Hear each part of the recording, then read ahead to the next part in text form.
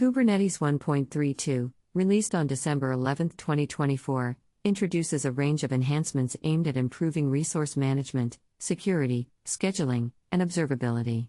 Here's a comprehensive overview of the key updates. Stable features. Ordered namespace deletion, a new feature gate, ordered namespace deletion, has been introduced.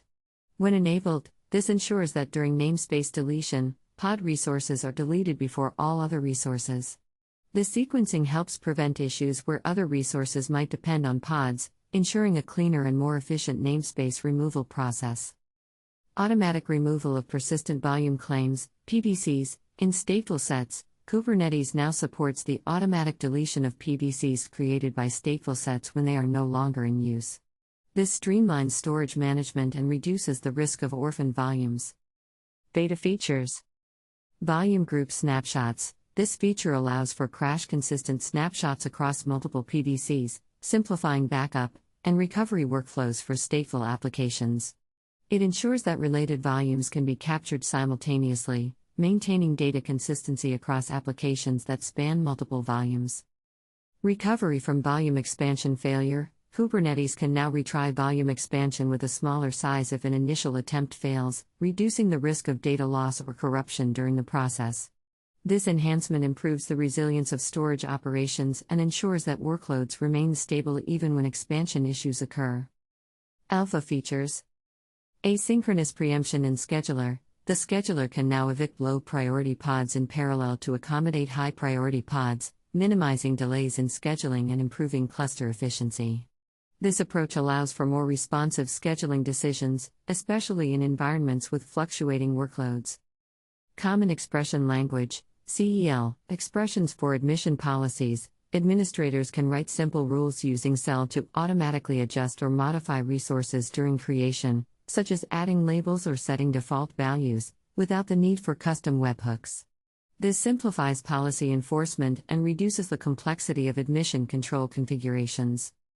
Fine-tuning CrashLoopBackOff. Platform engineers can now adjust the backoff logic for pod restarts, allowing for configurations that better match the actual load and stability requirements of the cluster. This flexibility helps in managing node stability and resource utilization more effectively. Windows Node Enhancements. Graceful shutdowns. Windows nodes now properly handle system shutdown events, ensuring that pods are cleanly terminated and workloads are rescheduled without disruptions. This brings Windows node behavior in line with existing Linux node capabilities, enhancing the consistency of operations across heterogeneous clusters. Deprecations and removals. API deprecations. The flowcontrol.apiserver.k8s.io/v1 beta 3 API version of flow schema and priority level configuration has been removed. Users are encouraged to migrate to flowcontrol.apiserver.k8s.io/v1, which has been available since version 1.29. This change streamlines the API surface and encourages the adoption of more stable API versions. Service. Account annotation deprecation. The metadata.annotations kubernetes.io/enforce mountable secrets annotation for service accounts has been deprecated and will be removed in a future release. It is recommended to use separate namespaces to isolate access to mounted secrets, enhancing security practices within the cluster. Amazon Linux 2 AMI deprecation. Kubernetes version 1.32 is the last version for which Amazon EKS will release Amazon Linux 2 AL2 AMIs.